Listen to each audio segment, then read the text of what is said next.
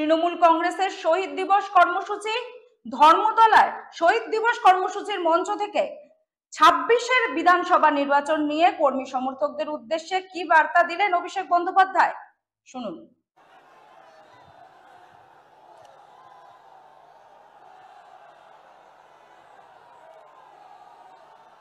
নমস্কার, আপনারা বসুন, শান্ত হন।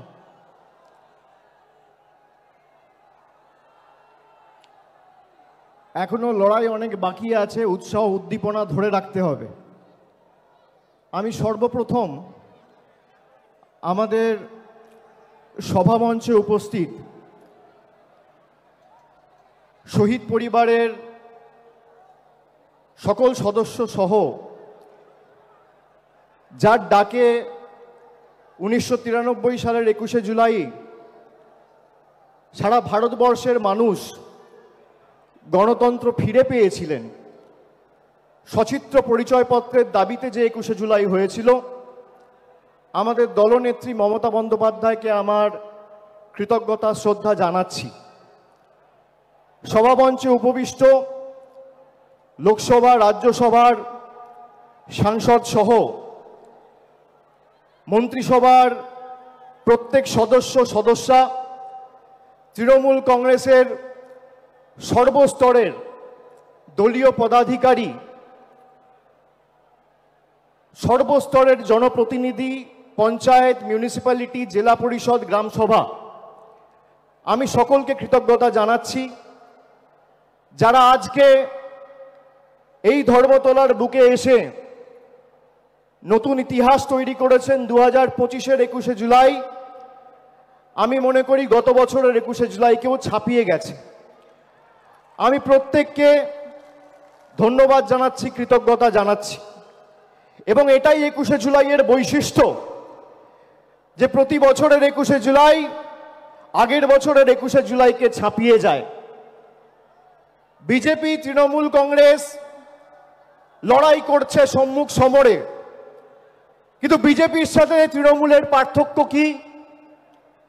বিজেপির কাছে এত অর্থবল, এজেন্সি, গদি মিডিয়া, সংবাদ মাধ্যমের একাংশ, বিচার ব্যবস্থার একাংশ, election commission, enforcement directorate, CBI, income tax, পেগাসাসের মতো সফটওয়্যার লাগিয়ে আমাদের ফোনে আড়ি পেতেও বাংলা জিততে পারেনি। তার কারণ তৃণমূল কংগ্রেসের মতো একটা কর্মী বিজেপিতে নেই, আর আগামী 100 বছরে তৈরি হবে না।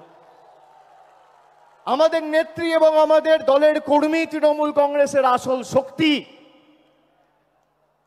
আমি নতমস্তকে প্রত্যেকটা কর্মীর পায়ে, যারা সকাল 6টা থেকে ভিড় করে এই 21শে জুলাই আমাদের নেতৃত্ব থেকে দিক নির্দেশ নেবেন, তার বক্তব্য শুনবেন, মননে গ্রহণ করবেন, বাস্তবে রূপায়ণ করবেন বলে এই ধর্মতলার বুকে এসে পৌঁছেছেন। আমি সকলকে নতমস্তকে কুর্নিশ জানাচ্ছি, স্যালুট জানাচ্ছি, সালাম জানাচ্ছি।